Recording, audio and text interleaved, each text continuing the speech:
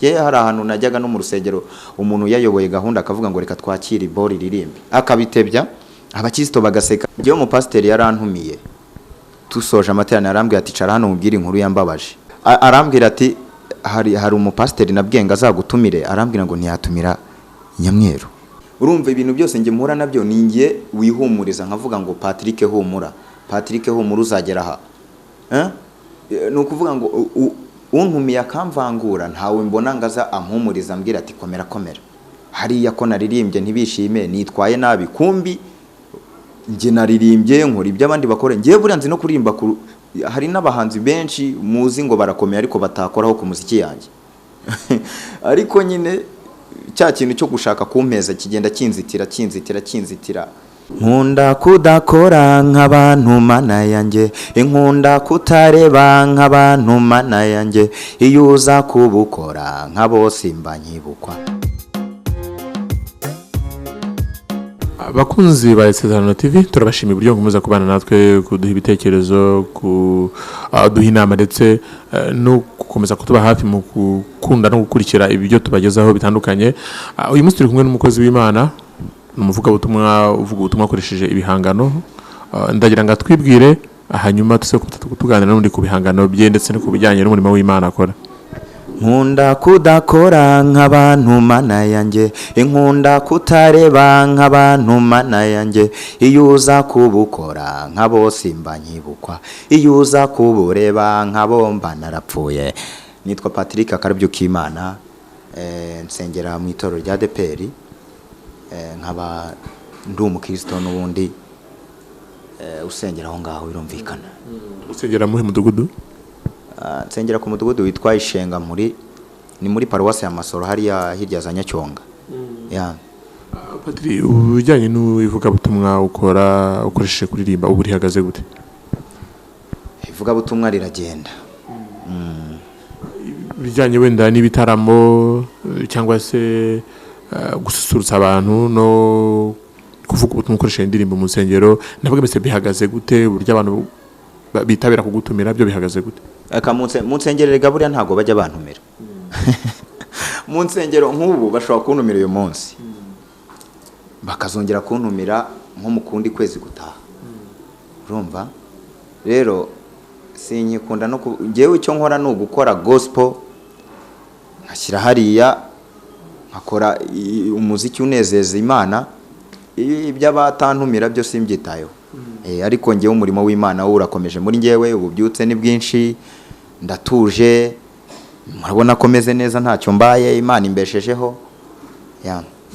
Ukuvuga yuko batagutumira no kubera ikintu uko bapinga impano yawe cyangwa ni impamvu? Impamvu mu rusengero batantumira no kubera nsa gutya mfite ubumuga bw'uruhu. Impamvu abenshi batantumira no kubera mfite ubumuga bw'uruhu. Ibyo bigahurira he n'ubutumwa utanga? Se ubutumwa utanga ntushaka kubutambutsa ufite ubumuga bw'uruhu bugatambuka? Nyine nabutanga ariko benshi ntago babyiyumvamo. Ngiye mfite amakuru menshi ko abitwa ngo n'abapasteri bavuga butumwa bakunda gutumira abahanzi, abayobora ibyumba. Sinzi impamvu, sinzi icyo dupfa, nanjye nta makuru mfite. Hari wose wenda kubitekereza ko nko kubikeka gutyo, hari aho wenda bigeze babikwibwirira kubwira bati wenda hana ntibyakunda kubera ko ufite ubumuga bw'uruhu? Ngiye umupasiteri yarantumiye tusoje amaterano arambwira ati cara hano mubwire inkuru yambabaje. Ati ni umupasiteri nshatse nanamuvuga reka mwihorera. Ariko arambwira ati hari umupasiteri nabwenga azagutumire, arambwira ngo ntiyatumira Nyamweru. Urumva rero ari n'ayandi makuru nagiye mbona hagije abantu b'abakristo. Mfite abakristo bankunda bambwira bati hariya bagufata gutya, hariya bagufata gutya, hariya bagufata gutya. So ariko ngewe ntago ibyo mbyitaho. Icyo nkomeje n'umurimo w'Imana kandi nekereza yuko Imana izakora ibikomeye kuri ngewe. Ntago bazigera babona ndi wa muntu wicaye ndimo ndasabiriza. Never. Sinzigera nsabiriza. Kandi ikindi cya kabiri ndi umwe mu bantu numva nzatera intambwe nkajya mfasha abantu aho kugira ngo ndindire gufashwa. Patri, guhuza umurimo w'Imana, gufasha ubusanzwe tuziko cyangwa se gutabara abanyantege nkeya aribyo bibwirizwa kenshi mu nsengero cyangwa se kutavangura abantu, gufata buri wese nk'uwari mu ishusho y'Imana n'ibindi nk'ibyo ngibyo, ko tuzi ko ibyo byigishwa mu nsengero, wowe wumva ute noneho kuba mu nsengero ubwaho bakuvangura? Reka mbabwire rero, buriya abantu benshi mubona no mu nsengero ntago bafite amakuru ahagije ku Mana. Abenshi bajyamo ari abishakira indamu, abenshi babikora ari yamaramuka abatera ku guhagarara imbere, sibyo? Abapasiteri cyangwa se n'abandi bantu b'abakozi b'Imana bahagarara hariya bakavuga Imana bya nyabyo muri iki gihugu ni bakeya. Niyo mpamvu rero we icyo abarebaho, we ni wa muntu muri we ntago aba yarahindutse, abakiri mu ivangura. Urumva, nimba umuntu koko yemera Imana, Bibiliya idutoza kutarobanura ku butoni. Mu gihe wakirobanura agaragaza uwo ari we, bigaragaze ngo uwo murimo arimo awubeshejwemo n'ibindi bintu bitari Bibiliya. Rero abo sinabatindaho kuko abo bariho na kera bahozeho. Icyo ndebaho ni babandi bakeya bantumira, abo ngabo bankora ku mutima. Reka nabashimire cyane abantu bakunda kuntumira. Imana ibaha umugisha. Patri, ikindi wenda twavugaho, wa muntu ahantu usengera ugiye mu materaniro, ntabwo wumva yuko wenda niba ugiye kumva ko bakuvanguye biguca intege muri wa murimo wawe wo kubwiriza ubutumwa ukoresheje indirimbo, kumva ko mbese bigukomye mu nkokora? Reka nkubwire, buriya ngiye ni fight, ni urugamba mpura narwo kandi singira umpumuriza, sibyo? Urumva ibintu byose nge mpura nabyo ni ngiye wihumuriza, nkavuga ngo Patrick humura, Patrick humura uzagera aha. Ni ukuvuga ngo untumiye akamvangura ntawe mbona ngaza ampumuriza ambwira ati komera komera. Urumva hari ukuntu binyafekita nyine, hari icyo bingabanyiriza ku mbaraga nari mfite ku murimo. Hari ukuntu ushobora gutekereza nkavuga ntari ko subu hariya ko naririmbye ntibishime, nitwaye nabi, kumbi nge naririmbye nkora ibyo abandi bakora. Ngiye buriya nzi no kuririmba. Hari n'abahanzi benshi muzi ngo barakomeye ariko batakoraho ku muziki yanjye. Ariko nyine cya kintu cyo gushaka kumpeza kigenda kinzitira. Ariko Imana nzi ko izabikora. Hari ukuntu izagera hikabereka ngo uriya nawe n'umwana wanjye mumukunde kandi mumuha agaciro gakwiriye. Ndabizi ko nta muntu, ijambo ry'Imana navuga ngo ntawe ukorera Imana uzigera akorwa n'isoni cyangwa urubyaro rwe rusabirize. Ijambo ry'Imana mu itangirira ibice 37 umurongo wa mbere hatubwira inkuru z'umuntu witwa Yosefu. Bene se baramwanze kuko yari afite inzozi, bamwanga bitewe n'intumbero yari afite. Wowe bafite icyo bamwangiraga, nanjye abantu banyanga wenda bidatewe n'intumbero banyangiye ukonsa, bamwe na bamwe, si bose. Ariko abo nyine tubarengaho tukikomereza icyo cyo. Yosefu nawe byarangiye abamupingaga cyangwa se abamusuzuguraga bemeye, nanjye bizarangira bemeye. Mu ndirimbo waturirimbiye wavugaga yuko iyo hataza kubaho Imana utakabaye ukiriho. Ni indirimbo waririmbye bisanzwe nk'uko umuntu yaririmba yuko Imana itabara mu bintu bitandukanye, cyangwa bifite aho bihuriye no wenda n'ibyo yanyuzemo nk'ufite ubumuga bw'uruhu? Nibyo nanyuzemo simba nshaka no kubisubiramo, ariko nanyuze mu bintu bikomeye cyane.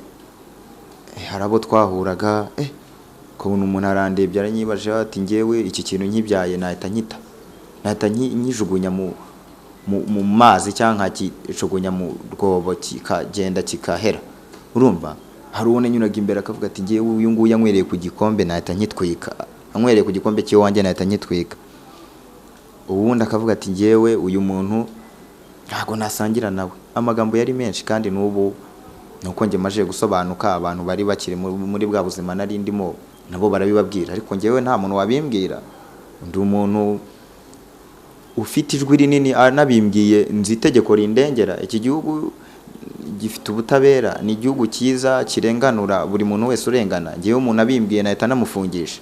Urumva, ariko nka wa muntu utivuganira, wa muntu babwira ngo dori mari dori boro agaceceka ufite ubumuga bw'uruhu. Hari ahantu najyaga no mu rusengero umuntu yayoboye gahunda akavuga ngo reka twakire boro iririmbe, akabitebya abakristo bagaseka, nkababwira nafata mikoro nkababwira ariko ubundi ubwo musetse iki? Urumva ivangura rihari. Jewe nigeze no gushaka ariko reka tunabyihorere. Bivuga nta kibazo. Ni ukuvuga ngo ibi bintu abantu babibemo bazi ibyo barimo. Agakiza ntago ari ibintu byo kujya hariya ngo usirimbe uvuge ngo ndi umukristo meze gutya gutya gutya. Jya umenya ngo agakiza ni icyo bita imbuto. Agakiza n'imbuto ntago ari byandi byo kugenda umuntu asirimba ari muri korali ari ayoboye gahunda Niki wabwira abavuga butumwa bamwe na bamwe ushaka usanga nko kuvuga ko hari abibeshya muri society bakagufata kutari navuga butumwa ushaka ko badasobanukiwe. Niki wababwira ku bafite ubumuga bw'uruhu? Nababwira ngo sinababwira ngo badukunde, ahubwo nababwira ngo nibakizwe, ntibarakizwa. Kuko iyo umuntu yakijijwe akasoma Bibiliya akamenya icyo Bibiliya ivuga, ntago umutoza gukundana. Iyo umuntu yasomye Bibiliya akamenya ngo Bibiliya ivuga iki, itoza urukundo, igera gutya akunda umuntu uwo ari we wese atarobanuye ku butoni. Nababwira ngo rero bajye gukizwa bundi bushya. Wenda nubwo babatijwe mu mazi menshi ariko bongere basubire hasi batangire. Hari ama escalier barenze kugira ngo umuntu abe umuyobozi w'abantu runaka nuko aba afite indangagaciro zimuranga. Hari abantu bayoboye bari muri rivuga butumwa nge nagereranya n'abantu se wenda imvugo nakoresha reka nyereka itaza gusesereza abantu, ariko hari abantu bari kuri uyu murimo bameze nk'inzererezi. Umuntu akaba ari umuntu waho ni umuyobozi afite titre runaka ariko ari umuntu waho nyine utazi iby'agakiza pfa kuvuga ibigambo abonye ibiki byose nuko. Patri, abahanzi bagenzi bawe baririmba indirimbo zo guhimbaza no kuramya Imana bo bagufata gute cyangwa se bavuga iki? Abahanzi baranyiyumvamo gusa hari umuntu umwe yigeze kuba arimo araririmba ahantu yari umustar icyo gihe, none mpita njya kumwifotorezaho ari kumwe n'abandi banzi b'abastar mbona bandebye ikijisho. Uwo ahita ababwira ngo mwihorere ngo aze ngo twifotoranye ngo mfite uburyo ifoto ye nzayikuramo, urumva. Ariko ubusize yanansabye korabo ndamubwira ni buretse gato yagenza gakeya kuko nanjye ubizina nsigaye mfite ntago ari izina ryo gupfa kukwirukanyira uko umuntu yiboneye. Ni ukuvuga ngo icyo gihe yaransuzuguye amfata nk'umuntu ukiri hasi, amfatanya n'ubumuga nari mfite, ariko ubu ngubu nawe arabona ko ndi umuntu usigaye ugezweho. Nimba Isezerano TV mwampamagaye nuko mufite ibyo mumbonamo, kandi byakubaka abanyarwanda n'abandi bantu muri rusange. Ndagira ngo dusoze ikiganiro tugiranye ugira noneho ikintu ubwira n'aba bakristo turekere n'abavuga butumwa, kuko ushaka gusanga no muri aba bakristo hari harimo ibyiciro byinshi, hari ufite inyota yo kumva bwa butumwa bwawe ariko utabasha kubona aya mahirwe kubera ko atari utumira. Hakaba noneho na wa wundi nawe ushobora kuba byumva kimwe n'aba pasiteri, abo bose ndagira ngo ugire ubutumwa bagenera abakristo bumva ubutumwa ntanga. Nababwira ngo ibyo mbahishiye imbere ni byinshi, cyangwa se ibyo muzabona ndimo ndako iby'Imana irimo irankorera integanyiriza ni byinshi, nubwo wenda bimwe ntabizi, ariko nshingiye ku by'Imana yambwiye imbere yanjye ni heza. Imana yagiye intuma abahanuzi batandukanye, imbere yanjye ni heza, kandi ivuga butumwa riri imbere yanjye ni rigari. Ikindi nakwisabira abandi bagifite imyumvire itari myiza nkuko nabivuze haruguru, nibakizwe neza bamenye ko umuntu ari nkundi. Ikindi rero numva nashimira buri muntu wese wagize ikintu akora ku muziki wanjye. Nshimira, ndabizi ko Isezerano TV igera ku isi yose. Ndashimira Jean Paul Samputu, ndashimira OIPA ni association nanjye ndumwe mu bantu bayitangije. Ndashimira Uwezo ni umuryango ukora ubuvugizi abana bafite ubumuga n'urubyiruko rufite ubumuga. Ndashimira na buri umwe wese. Bonero no gusuzuma muri Canada yarambwiye ati ndashaka nongere muvugo, yarambwiye ngo ashaka ko mubera musaza we akambera mushiki wanjye. Yarambwiye ati nzajya nkufasha mu buryo mbonye bwose bushoboka, nawe reka mushimire cyane. N'abandi bantu bose bagize ikintu bakora nkabangeze kuri uru rwego ngezeho, ndabashimiye cyane, kandi mukomeze mu nsengere. Ntiba byoroshye kuba muri societe ibirimo abantu batandukanye, aho unyuze hariya bakubwira amagambo, aho unyuze hariya hari uguhumuriza, birumvikana biba bisaba izindi mbaraga zo kubasha kujera buri muntu wese uko ameze.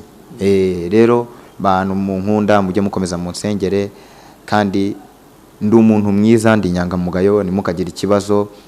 Ibyo ndimo ndabizi, muhumure, ntago nzigera ntana ngo ntumurongo. ndi umuntu uzi ibyo ndimo kandi icyo ndimo ndubaka ejo n'ejo bundi kizatanga umusaruro. Murakoze cyane. Gusa wenda abantu bashaka nimero yanjye kuntumira ni 0786855784. Tigo ni 22 0722 email ni mazimpaka.patrick@123@gmail.com.